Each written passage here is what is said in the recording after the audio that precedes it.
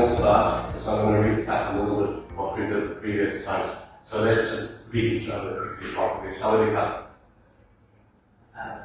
All silent, yes. Good afternoon, gentlemen. Okay, so we've got your previous set of notes on Danger of a Single Story. Last time we did that song of Tracy Chapman, and we filled out the missing words, and we kind of had to get behind the meaning of the song, and there was a crossword puzzle, and you were supposed to write me a little response about them telling stories in that story specifically, the different stories or narratives that you saw. So I will collect that later, because you are going to use your ballot. Okay, because you are going to use these notes a little bit later on to do a little short assignment for me. Okay, so let's recap very, very quickly. So today, firstly, just recapping, and I think it's good, and I really wish Siri will arrive so he can also recap. But understanding the concept of a single story, we're really going to delve into that today and look at it. We're also going to look at some critical reading skills that's quite important, okay? Like inference, tone specifically. I always find that students struggle describing tone. And then bias, and also credibility, believability of the author and their intentions. And then we're going to apply those strategies to a test that I'm going to give you, a comprehension quiz. And we're going to have to do that one in class. If you don't finish, you do half of it and then the other half next time. Because I do not want you to use certain AI programs out there. Hi Siri, welcome back. I've not seen you since last year, eh? Okay, this is yours. You're going to have to catch up a bit. I will talk to you about the first bits later. It's a song you have to listen to and fill out the lyrics, and then a crossword puzzle based on certain terminology within the song. And then this was today's homework. It's a free writing activity, but you can catch up. I'll give you like a week. And then you can continue. Okay, awesome. Very happy that you're back. How was America? It was good. It was good. Alright, so let's go into the first bit. We discussed this the previous time, so let's see if you can remember. You also had a little assessment on it, and before we move on, I need to return to people's popcorn. There you go. It's an assessment we did 2 weeks ago, and it's right, very well done on the scores there, by the way. I made some notes. If you're not sure, especially on the writing part, if you're not sure of my comments, please come and talk to me after so I can just explain to you. Okay. Alright, so what is prejudice? Can anybody remember? We discussed it. It's a free judgment that makes somebody or people. Prejudgment, yeah, I agree with that. I have all on the table here. So prejudice, it's an unfair, unreasonable account or opinion or feeling that we harbor towards someone else. Yes? But how come? What kinds of prejudice do we get? All kinds. Like what? Give me an example. Personality. Personality, yes. Okay, looks, race, what else? Religions, nationality, gender, etc. Sorry? Ethnicity, that's quite a big one sometimes. I watched a movie the other day. It was a film called Doubt. And there was this single black boy in a school with their teachers. And the one teacher came to the principal and they were like, no, we cannot give this boy the main part because then it's going to seem like we're singling him out. We can also not make him a tree and put him in the background because then we're going to seem prejudiced. And then the principal was like, no, he has to go through the whole audition process like everybody else. If he's the best, of course he can get the main part. Yeah. Okay, so believing someone is dishonest just because of where they come from, that's prejudice. Okay, definitely. One of my favorite books I've ever read and taught for a while is called To Kill a Mockingbird by Harper Lee. And in the novel, the father teaches his little girl, he says, you never really understand a person until you consider things from his point of view, until you climb into his skin and walk around in it. I think that's quite powerful. Okay? Very, very good book. I can recommend it. To Kill a Mockingbird. Great movie as well. Old movie, black and white, but very nice. Okay, next one, bias. I don't think we touched on bias the last time. What is that? Any ideas? Unfairness. Unfair, yes. In what way? Okay. It's kind of favoring people, or tending to favor something, one thing, above another thing, or one person above another person, irrespective of their qualifications, for example. Okay, so it can be explicit, meaning you clearly show it, you're not hiding it, or implicit, which means you keep it inside, it's unconscious. You probably don't even think about it, that you are being biased towards someone. And it's the way you represent information. You are quite late today, eh? Okay, but I'm happy you made it. Okay, so we're just recapping some terminology we spoke about before. Alright, so example, the news article only shows one perspective of something. So maybe there's a new government that needs to be selected, there are two opposition parties, but this newspaper just writes positive things about the one group, and they don't really mention the other group. That's being biased. They don't have to say anything negative, they're just ignoring that, they're not publishing anything about that. Okay, so in critical reading, identifying bias means that you look at how the writer made these other choices about what they're saying. We're going to talk about tone a little bit later specifically, and you need to also look at the writer's opinion, because bias would come out in their opinion, how they feel about something. What's wrong? Oh, yes, the AC's turn Yes, on. I can switch it on. I switched it off because I'm recording the lesson and it's the sound. I'll keep it on. Okay, so sometimes we're biased without even realizing that we are. Okay, this one we spoke about. What's a stereotype?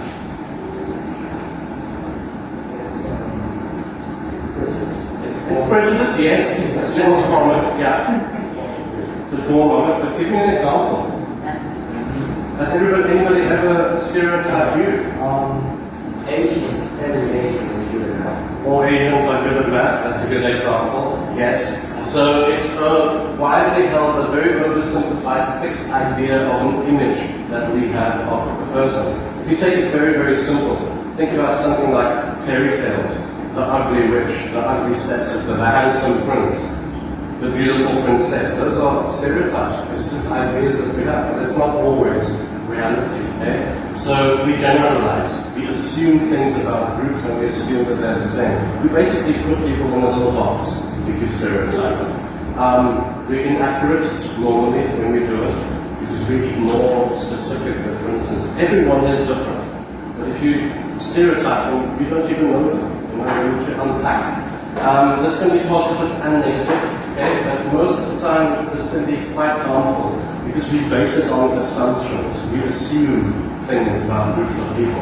Alright, more examples. All teenagers are rebellious. Is that true? Definitely not all. No. Women aren't good at math. Asians are good at math, etc. There's a lot of those things. Yes, in some cases it is true in some areas, but not everywhere. And then all elderly people are bad with technology. Is that true? Definitely not. My grandmother had her Instagram and Facebook and everything. And then my other grandma couldn't even send an SMS. And it was a choice, I think. So we need to be careful of stereotypes. Alright, very important one. And this is a negative. Discrimination. What is that? Unfair treatment. Unfair treatment. Based on what? Stereotypes again? Yes. Race. Looks, race, yes. And it's unequal treatment. So for example, people apply for a job, but I give the job to my cousin and not to the guy who's best qualified, simply because I'm very good buddies with him. Key features there, it's action-based. It's not, unlike prejudice, and that's where it's different. Bias or bias and discrimination, you act on your feelings, you act on what you are thinking. Okay, so people will know if they have been discriminated against. It comes from, like you guys just mentioned, it comes or stems from prejudice and stereotypes, and it's intentional. It's, for example, excluding someone because he's black or because he's not part of my religion. You know, it can be little things, and sometimes but it can be ugly. We literally ignore someone because of who they are. That's not nice. I don't think so. There's some more examples. Refusing to hire someone, we spoke about. Paying women less doing the same job. That's literally something that still happens today. It's very, very wrong. Not allowing disabled individuals to access to a building. You know, a lot of old buildings never thought about people that are disabled. Wheelchairs need to be pushed up, or there needs to be a ramp. They didn't design the buildings like that. Nowadays, hopefully, it's a bit better. Okay, that brings us to the lady of the hour. Okay, her name is Chimamanda Ngozi Adichie, and I think she's the kind of go-to person when we talk about danger of a single story. I was quite fascinated with the talk that I'm going to show you guys today. So she's Nigerian, she's a writer and a public speaker. She's published a few books, but the two most famous ones, Purple Hibiscus and Half of the Yellow Sun. Half of the Yellow Sun is also a film, if you would like to have a look and watch it. She advocates the whole purpose is speaking up for identity, feminism, and also cultural understanding, cultural roots, etc., and misunderstandings between cultures. She gained global recognition because of this talk that we're going to watch today, called The Danger of a Single Story. Then, that's it, it's the most famous talk. I'll take the link now. This is a summary of the two books. So, Purple Hibiscus, coming of age story about a girl growing up in Nigeria, because that's where she's from, and having strict family, etc. And then it's in a time of political unrest and how she grows and comes of age. And then the second one, Half the Yellow Sun, is a historical novel that follows various characters, and it's based on the Nigerian Civil War. If you're into those type of things, but if you're into movies, that's quite a good film.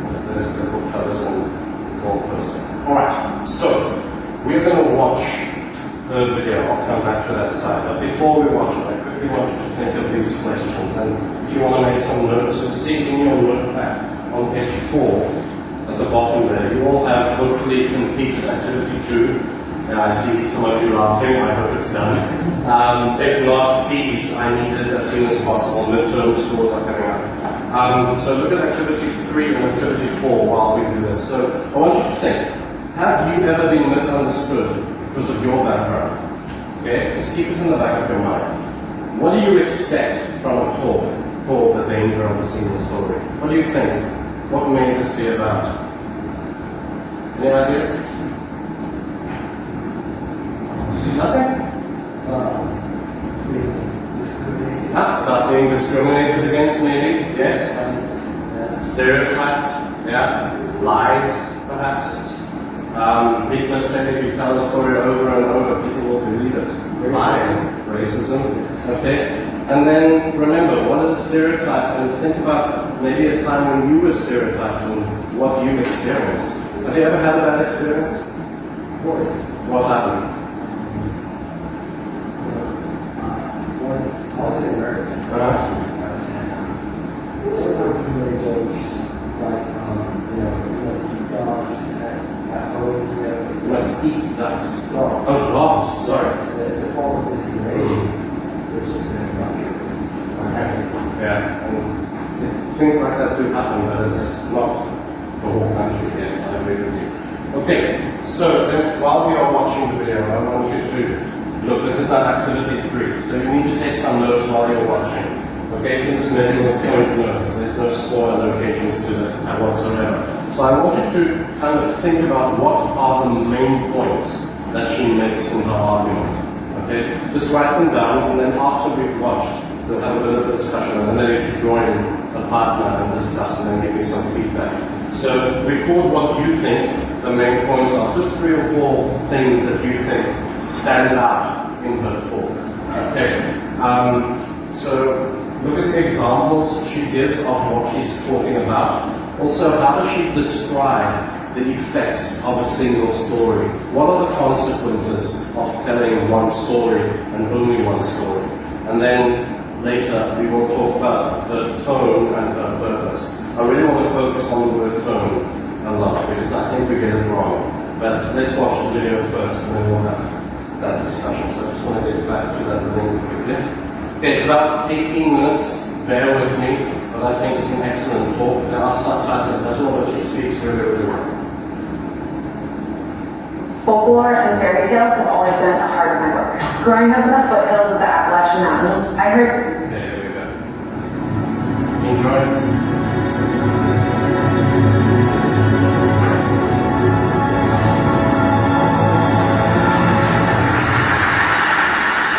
I'm a storyteller, and I'd like to tell you a few personal stories about what I like to call the danger of a single story.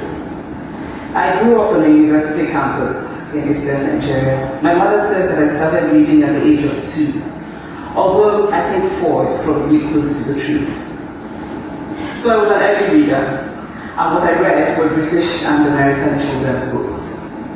I was also an early writer, and when I began to write at about the age of 7, stories in pencil with crayon illustrations that my poor mother was obligated to read, I wrote exactly the kinds of stories I was reading.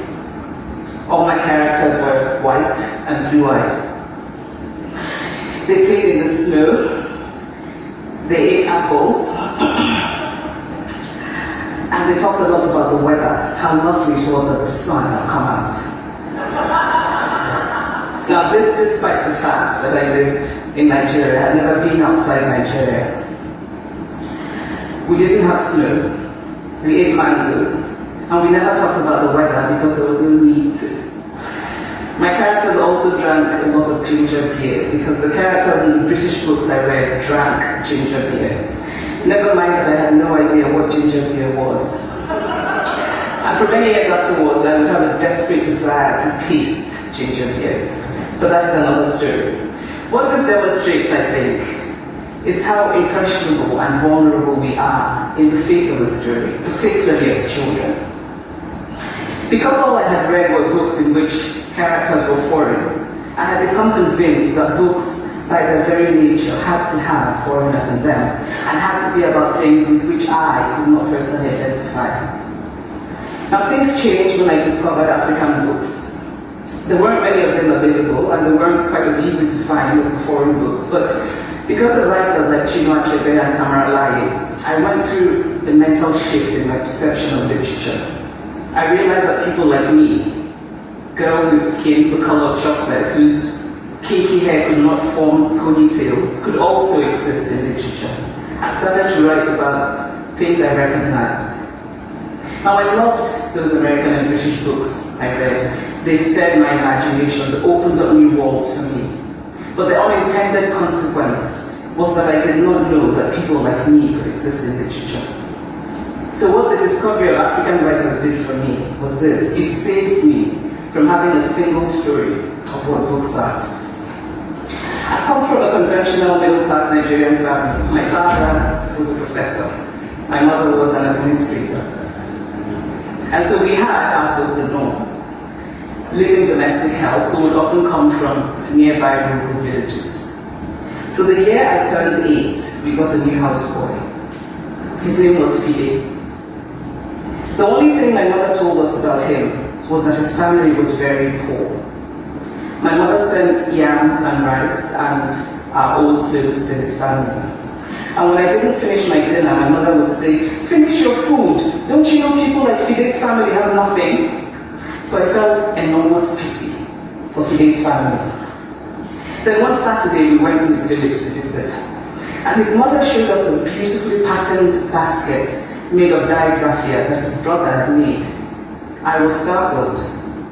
It had not occurred to me that anybody in his family could actually make something. All I had heard about them was how poor they were, so that it had become impossible for me to see them as anything else but poor. Their poverty was my single story of them. Years later, I thought about this when I left Nigeria to go to university in the United States. I was 19. My American roommate was shocked by me. She asked where I had learned to speak English so well, and was confused when I said that Nigeria happened to have English as its official language. She asked if she could listen to what she called my tribal music, and was consequently very disappointed when I produced my tape of Mariah Carey. She assumed that I did not know how to use a stove. What struck me was this: she had felt sorry for me even before she saw me. Her default position toward me as an African was a kind of patronizing, well-meaning pity. My roommate had a single story of Africa, a single story of catastrophe. In this single story, there was no possibility of Africans being similar to her in any way, no possibility of feelings more complex than pity, no possibility of a connection as human equals. I must say that before I went to the US, I didn't consciously identify as African. But in the US, whenever Africa came up, people turned to me, never mind that I knew nothing about places like Namibia. But I did come to embrace this new identity, and in many ways I think of myself now as African. Although I still get quite irritable when Africa is referred to as a country, the most recent example being my otherwise wonderful flight from Lagos 2 days ago, in which there was an announcement on the Virgin flight about their charity walk in India, Africa, and other countries. So after I had spent some years in the US as an African, I began to understand my roommate's response to me. If I had not grown up in Nigeria, and if all I knew about Africa were from popular images, I too would think that Africa was a place of beautiful landscapes, beautiful animals, and incomprehensible people fighting senseless wars, dying of poverty and AIDS, unable to speak for themselves, and waiting to be saved by a kind white foreigner. I would see Africans in the same way that I, as a child, had seen Fide's family. This single story of Africa ultimately comes, I think, from Western literature. Now here's a quote from the writing of a London merchant called John Locke, who sailed to West Africa in 1561 and kept a fascinating account of his voyage. After referring to the black Africans as beasts who have no houses, he writes, "They are also people without heads, having their mouths and eyes in their breasts." Now, I've laughed every time I've read this, and one must admire the imagination of John Locke. But what is important about his writing is that it represents the beginning of a tradition of telling African stories in the West. A tradition of sub-Saharan Africa as a place of negatives, of difference, of darkness, of people who, in the words of the wonderful poet Rudyard Kipling, are half devil, half child. And so I began to realize that my American roommate must have, throughout her life, seen and heard different versions of this single story. As had a professor who once told me that my novel was not authentically African. Now, I was quite willing to contend that there were a number of things wrong with the novel, that it had failed in a number of cases. But I had not quite imagined that it had failed at achieving something called African authenticity. In fact, I did not know what African authenticity was. The professor told me that my characters were too much like him, an educated and middle-class man. My characters drove cars. They were not starving. Therefore, they were not authentically African. But I must quickly add that I too am just as guilty on the question of the single story. A few years ago, I visited Mexico from the US. The political climate in the US at the time was tense, and there were debates going on about immigration. And as often happens in America, immigration became synonymous with Mexicans. There were endless stories of Mexicans as people who were fleecing the healthcare system, sneaking across the border, being arrested at the border, that sort of thing. I remember walking around on my first day in Guadalajara, watching the people going to work, rolling up tortillas in the marketplace, smoking, laughing. I remember first feeling slight surprise, and then I was overwhelmed with shame. I realized that I had been so immersed in the media coverage of Mexicans that they had become one thing in my mind, the abject immigrant. I had bought into the single story of Mexicans, and I could not have been more ashamed of myself. So that is how to create a single story. Show a people as one thing, as only one thing, over and over again, and that is what they become. It is impossible to talk about the single story without talking about power. There is a word, an Igbo word, that I think about whenever I think about the power structures of the world, and it is Nkali. It's a noun that loosely translates to be greater than another. Like our economic and political worlds, stories too are defined by the principle of Nkali. How they are told, who tells them, when they are told, how many stories are told, are really dependent on power. Power is the ability not just to tell the story of another person, but to make it the definitive story of that person. The Palestinian poet Ngozi writes that if you want to dispossess a people, the simplest way to do it is to tell their story and to start with secondly. Start the story with the arrows of the Native Americans and not with the arrival of the British, and you have an entirely different story. Start the story with the failure of the African states and not with the colonial creation of the African state, and you have an entirely different story. I recently spoke at a university where a student told me that it was such a shame that Nigerian men were physical abusers like the father character in my novel. I told him that I had just read a novel called American Psycho. And that it was such a shame that young Americans were serial murderers. No.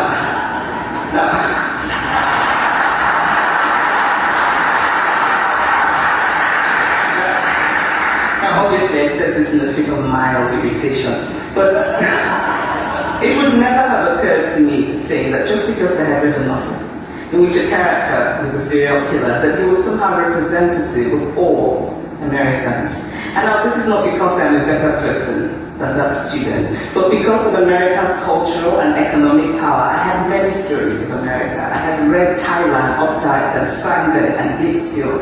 I did not have a single story of America.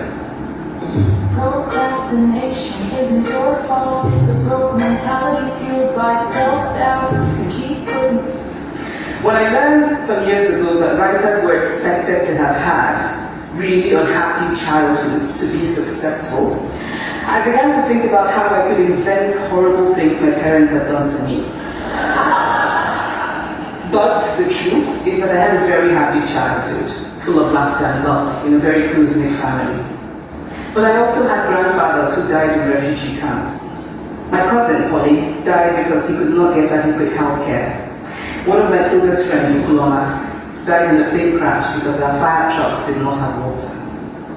I grew up under repressive military governments that devalued education so that sometimes my parents were not paid their salaries. And so as a child, I saw jam disappear from the breakfast table. Then margarine disappeared. Then bread became too expensive. Then milk became rationed. And most of all, a kind of normalized political fear invaded our lives. All of these stories make me who I am. But to insist on only these negative stories is to flatten my experience and to overlook the many other stories that formed me. The single story creates stereotypes. And the problem with stereotypes is not that they are untrue, but that they are incomplete. They make one story become the only story. Of course, Africa is a continent full of catastrophes. There are immense ones, such as the horrific rapes in Congo, and depressing ones, such as the fact that 5,000 people apply for one job vacancy in Nigeria. But there are other stories that are not about catastrophe. And it is very important, it is just as important to talk about them. I've always felt that it is impossible to engage properly with a place or a person without engaging with all of the stories of that place and that person. The consequence of the single story is this: it robs people of dignity. It makes our recognition of our equal humanity difficult. It emphasizes how we are different rather than how we are similar. So what if before my Mexican trip, I had followed the immigration debate from both sides, the US and the Mexican? What if my mother had told us that Fide's family was poor and hardworking? What if we had an African television network that broadcasts diverse African stories all over the world? What the Nigerian writer Chimamanda calls a balance of stories. What if my roommate knew about my Nigerian publisher, Mukhtar Bakari, a remarkable man who left his job in a bank to follow his dream and start a publishing house? Now, the conventional wisdom was that Nigerians don't read literature. He disagreed. He felt that people who could read would read if you made literature affordable and available to them. Shortly after he published my first novel, I went to a TV station in Lagos to do an interview. And a woman who worked there as a messenger came up to me and said, "I really liked your novel. I didn't like the ending. Now you must write a sequel, and this is what will happen." She went on to tell me what to write in the sequel. Now, I was not only charmed, I was very moved. Here was a woman, part of the ordinary masses of Nigerians who were not supposed to be readers. She had not only read the book, but she had taken ownership of it and felt justified in telling me what to write in the sequel. Now, what if my roommate knew about my friend, Fumi Yonda, a fearless woman who hosts a TV show in Lagos and is determined to tell the stories that we prefer to forget? What if my roommate knew about the heart procedure that was performed in the Lagos hospital last week? What if my roommate knew about contemporary Nigerian music, talented people singing in English and Pidgin and Igbo and Yoruba and Ijaw, mixing influences from Jay-Z to Fela to Bob Marley to their grandfathers? What if my roommate knew about the female lawyer who recently went to court in Nigeria to challenge a ridiculous law that required women to get their husband's consent before renewing their passports? What if my roommate knew about Nollywood, full of innovative people making films despite great technical odds? Films so popular that they really are the best example of Nigerians consuming what they produce. What if my roommate knew about my wonderfully ambitious hair braider who has just started her own business selling hair extensions? Or about the millions of other Nigerians who start businesses and sometimes fail but continue to nurse ambition? Every time I recall, I'm confronted with the usual sources of irritation for most Nigerians: our failed infrastructure, our failed government, but also by the incredible resilience of people who thrive despite the government rather than because of it.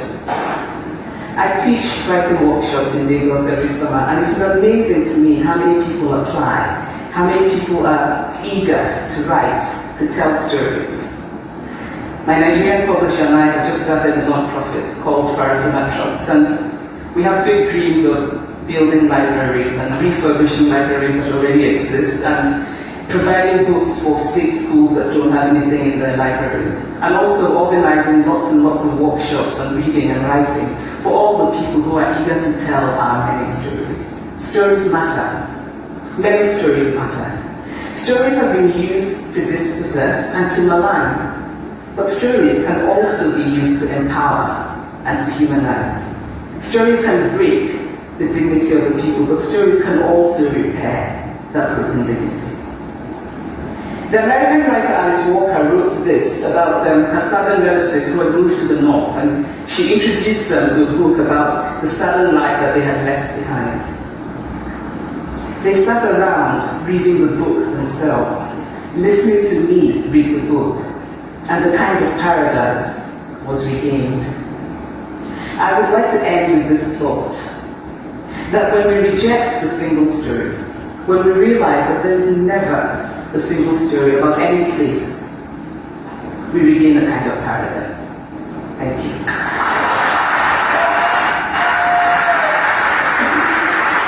All right. Good talk? Yeah. I think so. Yeah. So, what are your impressions? What stood out? Stories? The personal stories, what happened. So, okay, what I want you to do quickly, pick a partner and chat for 5 minutes. You have to make a little list, and I saw some of you wrote quite a lot. I want you to quickly share, and then you complete task 4. You list the main points that you think she made during the talk. Okay, you have 5 minutes, and then you're going to share ideas, and I will also share mine with you after you get me yours. Okay, so quickly, person next to you, behind you, whoever you feel like chatting to. You can do two teams of 3 and 1 of 2. That's fine. Okay, so Siri, throw them. Quickly discuss. What are the take-home points? And remember what we spoke about earlier, bias, stereotypes. Okay? We didn't discuss that. We discussed those terms. So it's all based on the beginning. Okay, so really? Okay. Okay. I will have to use this one. The front is I scribbled on the front, but it's fine. Okay. outline your ideas quickly. Okay, I want to hear some talking. Okay.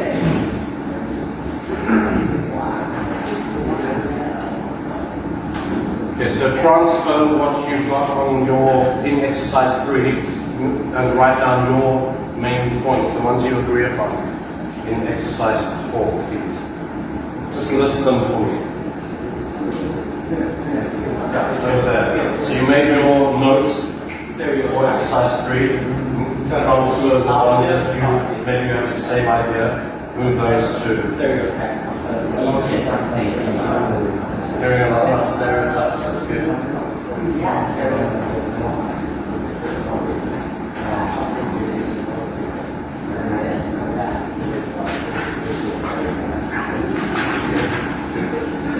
As part of your discussion, talk about what surprised you about how she experienced America, perhaps. Her roommate, that's a very good example. Okay? What did you learn about assumptions based on the media? And how does this relate to your life?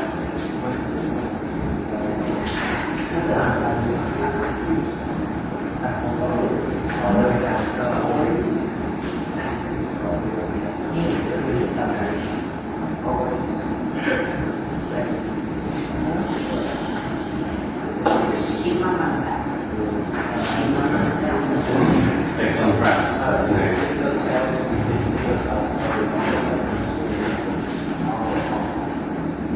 Okay. Need at least three main points from your group, please.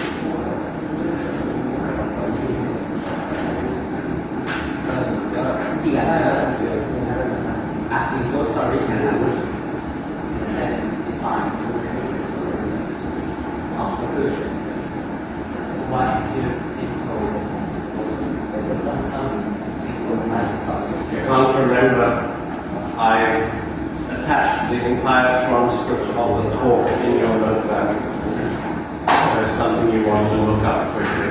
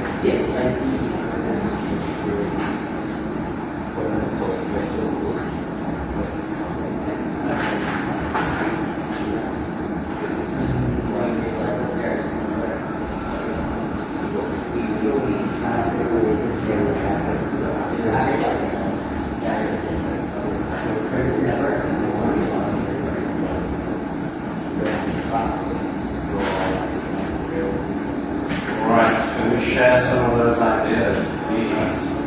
Okay, Nana, you want to start? Yeah, of course.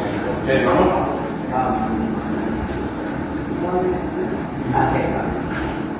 So the main points of Okay, guys, let's listen. Maybe you want to add something to your list. first when she started speaking, she was talking about her childhood in Nigeria. Gets stereotyped a lot, and even her mother stereotypes her friend. Yeah. Are you talking about the people who worked in their house? Yeah. Yeah, the boy called Fide. They were stereotyped in what way? Her mother told her that Fide was very poor, and she thought he was poor, and then she goes to his village and she realized that he was never that poor. Yeah, never that point, not the picture that she had in her mind. And that they could actually do something. Yes, she thought poor people can't do anything, but actually there's a lot going on in their village that she didn't know about. Okay?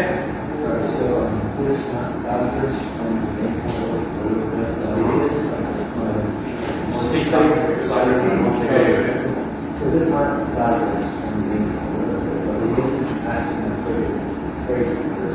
So she said something along the lines of, to assist the nature of your story is to find the story.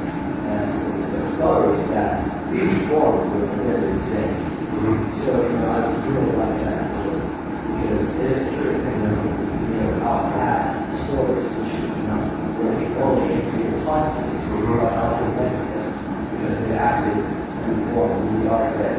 So it's very important to acknowledge that. That's true, especially if that negative story is perpetuated over and over. Yeah, people tend to believe it. Yeah. Okay, B. What did you write? What did you guys get? So the third one is God, people who follow story, but there's a truth of that. I like that. A stereotype is it's not necessarily true or false, but it's incomplete. So, why is it incomplete?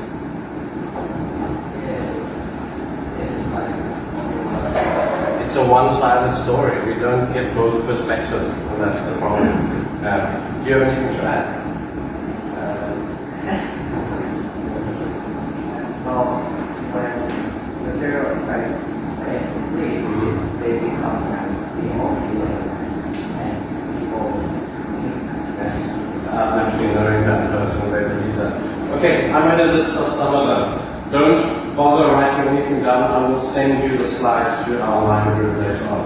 Okay, so you all mentioned create stereotypes, yes? So when it's one perspective on one side of the story, two of you mentioned that now. It's true that we tend to believe that. So it can be cultural, race-related, whatever. Stereotypes are incomplete. You also mentioned that. Well done. And then power defines the story. The person that's in charge, the people who write the books, history, etc., they dictate what happens in the story as well. Western literature shaped her childhood and imagination. Remember what she said? What were her characters like in the novel? All were white, they drank tea, talked about cold weather all the time, and Nigeria is a very warm place. And they had no need to talk about the weather. So, yeah, hearing one side can lead to misunderstandings. The roommate just assumed she's from Africa, so she must be poor. She can't cook. She doesn't know how a stove works. Assumption. She listens to tribal music. Okay. Multiple stories offer balance. That's true. Okay. Balance them out. Look at both sides of the coin. Don't judge a book by its cover. And then the media plays a major role. Guys, the Western media and all of that, the films we watch, they paint a picture, and oftentimes that picture is not the truth. Okay? And I mean, in olden days before, YouTube, I think we see a lot more. There's a bigger scope of what we see. But in the olden days, you basically got media from a few sources, and that's what people consume and often believe.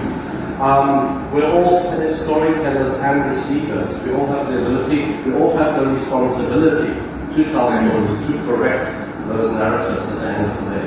And then I like the last one there, rejecting a single story empowers others. So when we start to tell our own diverse stories and make sure that they are heard around the world, we can reclaim our power, reclaim our dignity, and let the world take us out of that little box that they put us in. Okay. Alright, so we need to also talk about comprehension skills before we get to the actual assessment that we're going to do. So I made you guys a note, a bit of a summary and things you need to keep in mind when you answer a comprehension quiz or a reading quiz, especially those of you that are going to do your IELTS very, very soon. These could really help you, especially with the reading part. Okay, so what is comprehension? Well, to make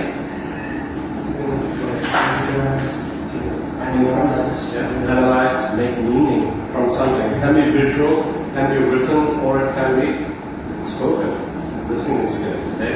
Anyway, so the guidelines here, and this is meant to help you. You need to give an overview of a general picture of the passage normally. How do you get an overview? What's the first thing you look at? main point. The main point of it has to look at the title of the reading. It will guide you, definitely. and give it a quick read if there's time. What I normally do, and then especially with IELTS exams, it's very difficult to read the whole passage because it's a lot. You've got 3 to do in 1 hour. So your topic sentences are quite important. Highlight those, check what they are about, and then read your questions. So we need to train ourselves to read a little bit faster and to look for specific information. Okay, so I said already the title will give you clues. Also the author. Maybe you read a passage that she wrote. You've watched the speech, so you can already kind of anticipate what her writing may be about, what she stands for. Introduction, I would recommend you always read the first paragraph because it gives you an overview of the text.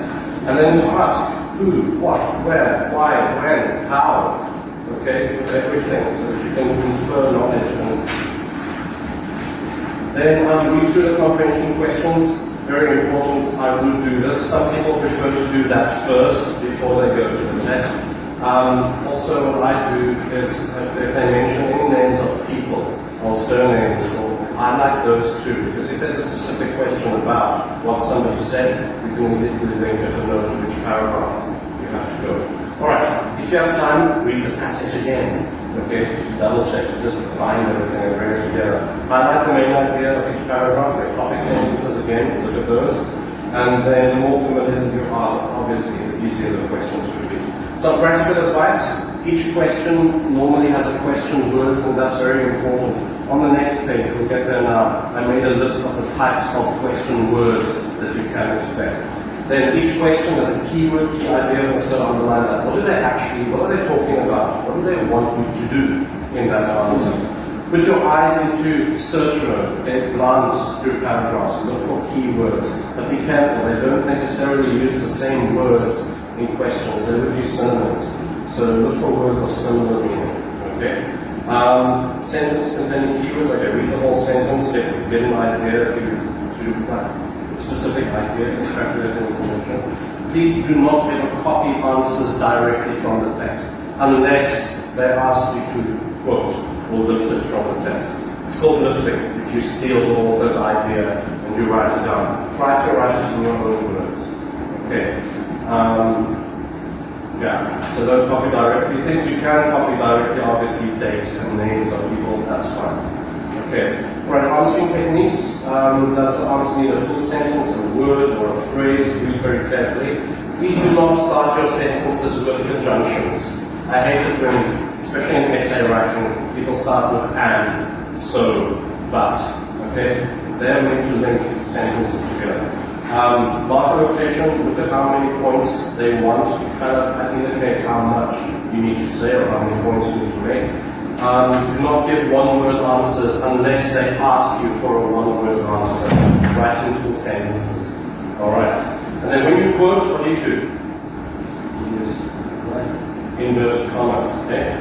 Okay, and then you quote directly verbatim what the person said, if you are allowed to. Edit your work, please check spelling, grammar, it does count. Especially in IELTS, if you misspell, they deduct scores. And then write clearly, please, if it's handwritten. If you're typing the exam, that's quite good. But remember, when you do IELTS online, there's no spell checks or anything, so you need to be very, very careful. Okay. Alright. Types of questions you can get. Contextual, factual questions. These are very easy. They check, do you know what the passage is about, the storyline, the plot of the narrative. And they are always in the passage, you will find those answers there. Then, the important bit for me, interpretive or inferential questions. You infer. They don't have to state everything directly in the passage. Sometimes we infer knowledge. So we delve a little bit deeper. That's where they're going to ask you things about the attitude of the writer. How do they feel about this topic? So let's think about Adichie. We're going to talk very, very quickly. Let's talk about... I'm going to destroy that plug off a little bit. So let's talk about Adichie's tone. What is tone? Okay, personality. Yes, sir. Not personality. The personality definitely comes through. But what else? The voice, yeah, pitch, yeah, that's a technical term, so that's what happens. But it's about her attitude, yes? Yeah. Okay, make some notes if you want to, you've got space there. Attitude and also feeling.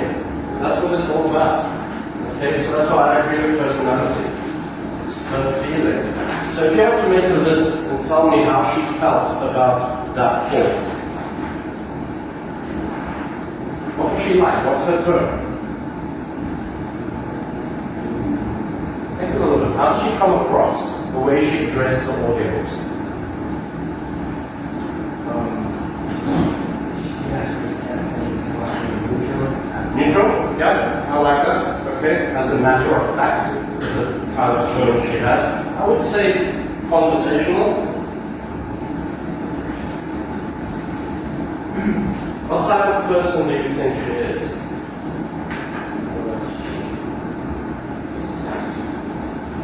She's friendly, isn't she? Okay. Was she very serious? All the time. I wouldn't say she's too serious. Did she tell some jokes maybe in between? Yes. Okay, so can we say that she's maybe engaging? Once. Okay, and that's flexible. Engaging. Okay. Flexible. What do you mean with flexible? Well, she made jokes. Yeah, you make jokes. So I would then rather, if you're talking about joking, I would rather call her humorous. Okay? Humorous. Okay? And what about the content? Did you learn something? Did you perhaps get a new perspective? So what would you call a person that gives you a new perspective on things? What makes you think? Yes? Sorry? Education, yeah, it's definitely educational. The talk is educational, yeah. Awakening, I like that. Okay. What about engaging? Would that work? Okay. And thought-provoking comes to mind. What does that mean? What is thought-provoking? Makes you think. Yes. Okay. And then, do you think she's happy about the topic? Obviously, she is very. Yes. Very what? Joyful. Okay, joyful. Yes, if you're very joyful about something you are. Like you have your favorite game or you have your favorite book or music, you feel Excited. excited. Give me a better word than excited. Sorry? Ecstatic can work. But what about passion? Okay, guys, all your words are passion. So please add it to your list. Okay, and then at the end of it, what does she want to do? What is the purpose of this topic? What is she teaching our audience? Find a balance, I like that. Yeah. Where both sides of the story can make sense. There you go. Open your eyes, listen to both sides of the story. Guys, I think she's very eloquent. She's persuasive and to the point. Right? Okay. I need to give you away. I'm not done with this one. I jumped the gun. Okay, so language usage questions. Say you've got a bit on style and tone. Use words like that. Tell me what she feels about certain elements in the talk. Then language usage, okay, this is your grammar, vocabulary, punctuation, figurative language, etc. I didn't ask too many of them this time, so it's, yeah. We'll talk about that another time when we do poetry. Style questions. Is the style of a talk, is it narrative, is it descriptive, is it formal? It's in a formal setting, yes. But the way she communicates is quite informal with the audience, so there's a nice connection between them there. Simple, it's elevated. Is it scientific? Not really. No. Humorous? She has some funny little anecdotes in that. And then is the passage, okay, that's passage related. It was first person, second. Obviously, if you read the translation, this is first person the way she speaks. Okay, and then tonal questions, what we just spoke about. So, does the passage convey her feeling, her mood, her attitude? How does she feel? And then questions about her objective. What is an objective? Your goal. Okay, like everything, every lesson, everything you attend has a goal and thing that you need to reach. And then number 7, and I love these questions, when they ask you to give your opinion about something. You have to be careful with these questions. You have to get a response about what you have read Yes, you can bring in information from outside, that's valid, but you have to always link it back to the text. If you forget to do that, there's nothing to substantiate your opinion, so please, yes, your opinion is valid, but just link it to the text while you read.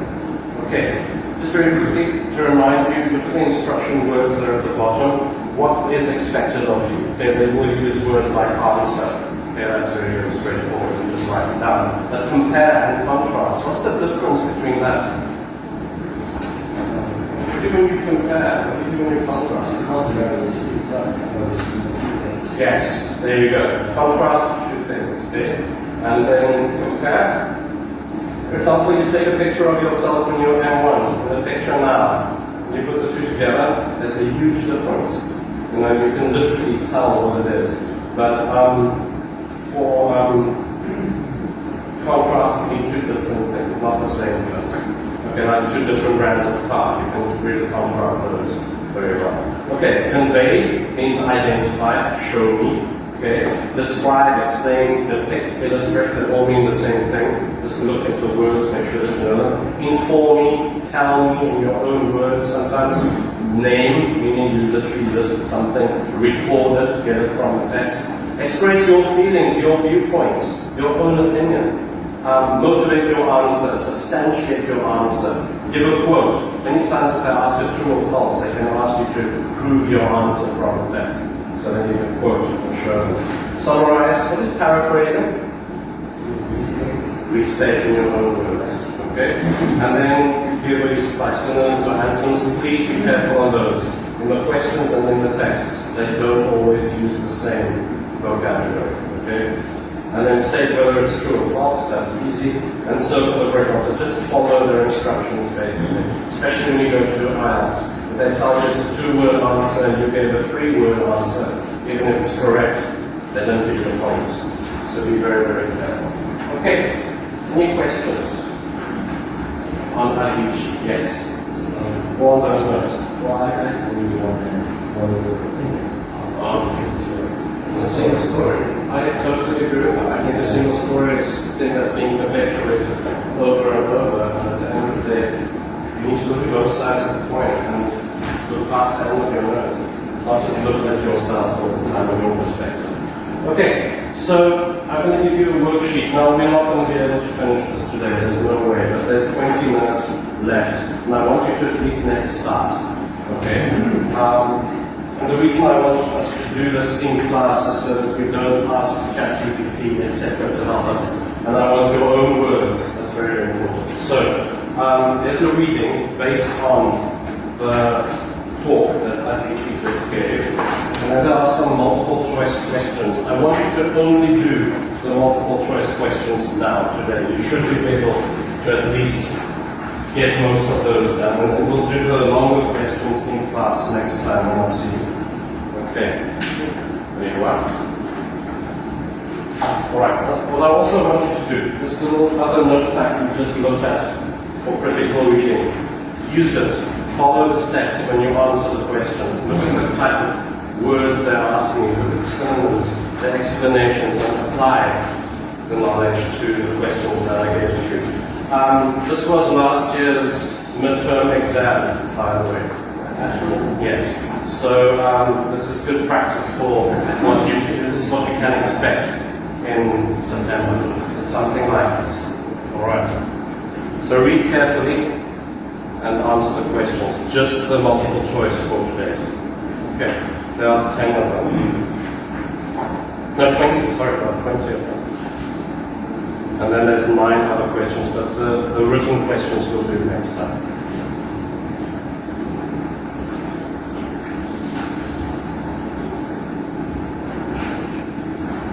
If you have any questions while you were reading, please ask me. I can't give you the answer, but I can guide you.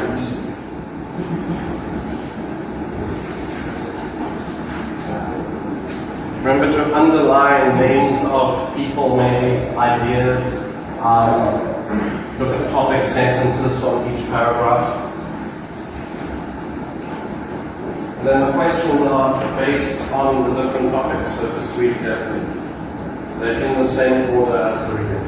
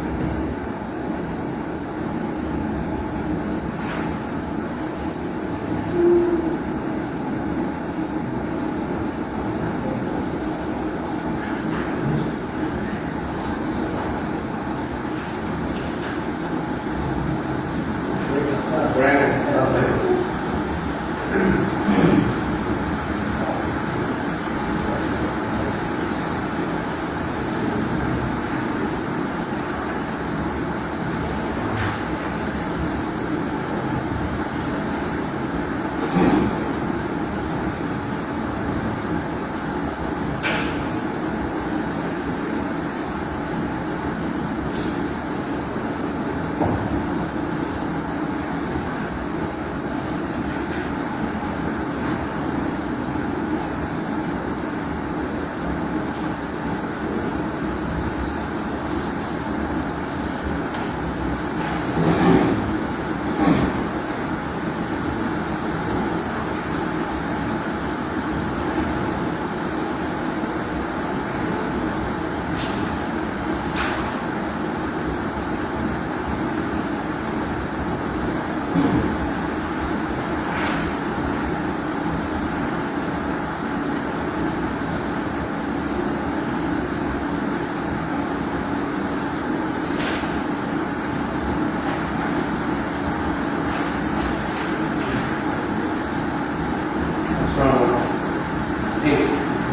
You need a pen?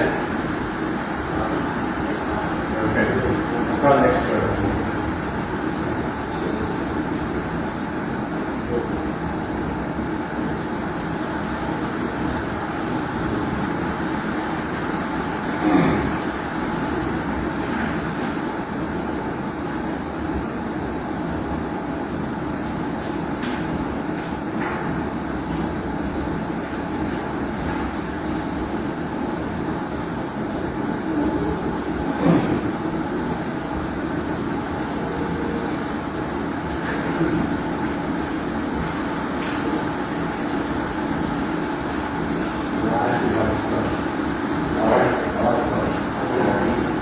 Very brilliant.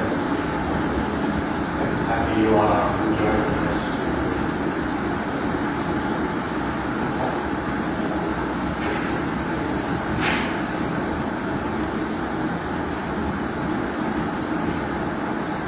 Those of you who were not at the previous lesson and you've perhaps not completed or a little writing assignment, please can I have it by next week?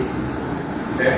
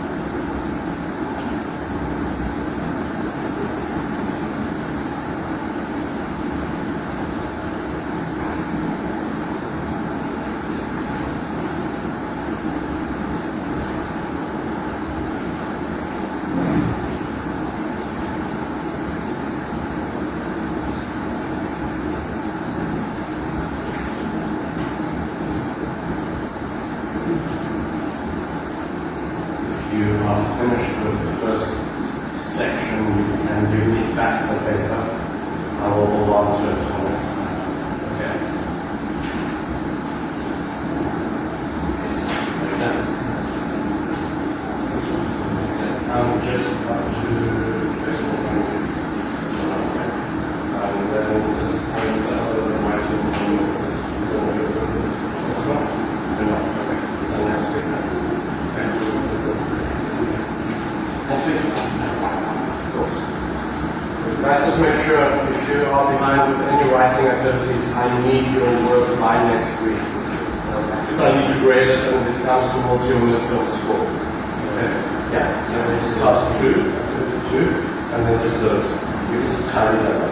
You know, I just want like a list of things in this book. Okay. So you need to be done with task 1 to task 4 in your main notepad. Okay. You did 3 and 4 in class, so just make it nice. I see some of you wrote notes in pencil, just list them properly in pen. Okay. You want the pen, of course. Check. This one that's working.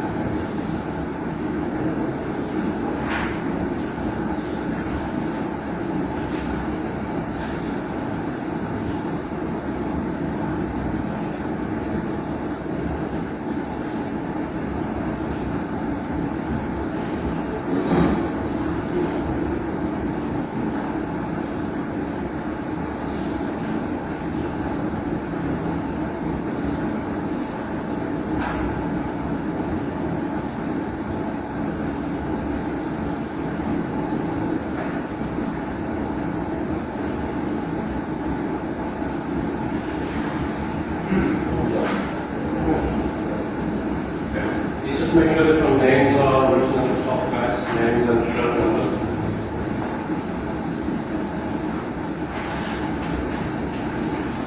We'll do the second section next time. A lot of questions.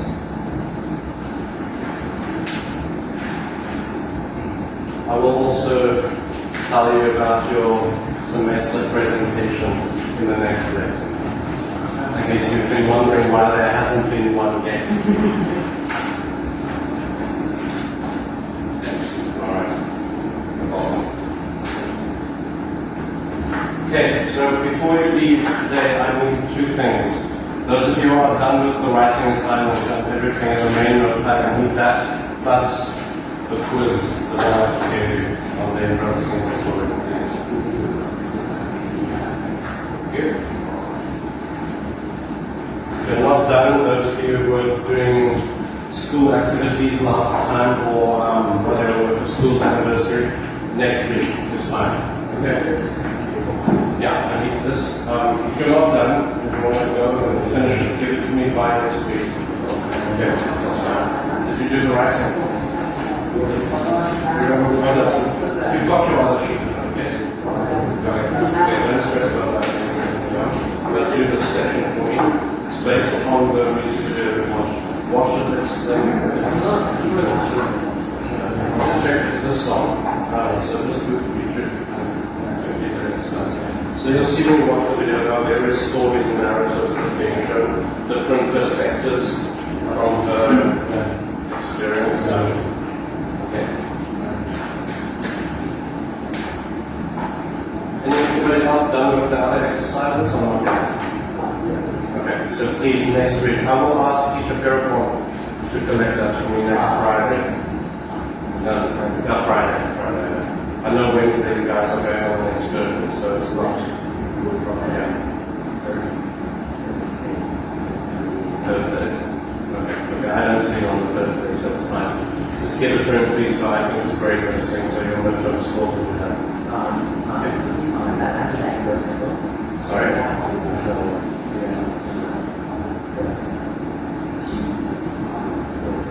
No, you can do that too, yes. If you're done earlier, you can leave it on my desk in the office too. That's fine. Is that better? Alright.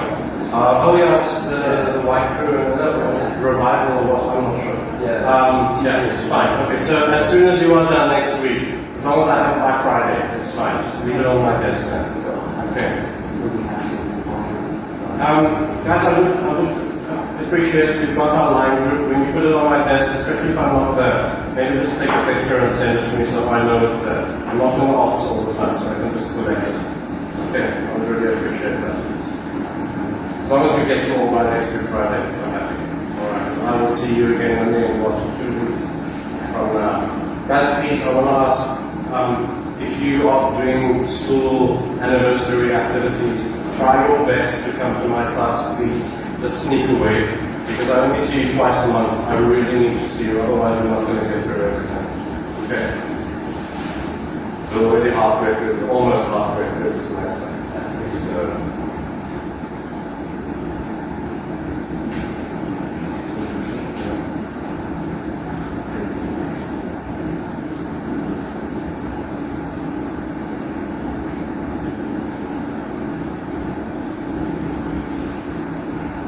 So I've got everyone's assignment assessments that have been done, yeah? Yes? I've got a question. Simple question. Set some episode. Yeah? I wouldn't know if you were doing set some. I would have done it. Maybe. What would we do? I don't know, maybe based on something I did for my studies, but learning conversations or something like that. That should be nice. I know you was.